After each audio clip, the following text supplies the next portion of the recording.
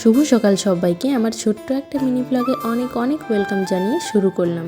তো আজকের দিনটা হচ্ছে শ্রাবণ মাসের প্রথম দিন।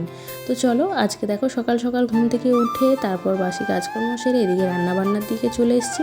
সবার প্রথমে করে নিয়েছি কলা আলুর পোস্ত, কাঁকরোল ভাজা আর ডাল।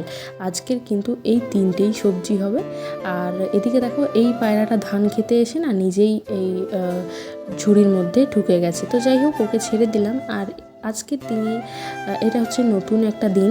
তো আজকে হচ্ছে শ্রাবণ মাসের সেকেন্ড দিন। তো আজকের ব্লগটা দুটো একসঙ্গেই করে দিলাম, যেহেতু আগের দিনের ব্লগটা আমি কন্টিনিউ করতে পারিনি। তো আজকে শনিবার আর আজকে ভাবলাম চলো আজকে খিচুড়ি বানানো যাক। তো সবার প্রথমে কিন্তু জল দিয়ে দিয়েছি হাঁড়িতে, যতটা লাগবে অতটা গরম করে। তারপর দেখো চাল ছেড়ে দিচ্ছি। চাল ছেড়ে দেওয়ার পর কিন্তু আমি ডালটাও ছেড়ে দেবো। আর ওদিকে সবজি বলতে শুধু কুমড়ো আর আলু। এখন সবজির কতটা পরিমাণে সমস্যা চলছে বুঝতেই পারছো। সবজির দাম তো এতটা পরিমাণে, তার সঙ্গে সবজি পাওয়াও যাচ্ছে না ঠিকঠাক, আসছেই না। মাঝে মধ্যে তো বৃষ্টি হচ্ছে, তো সেই জন্যে আর কি।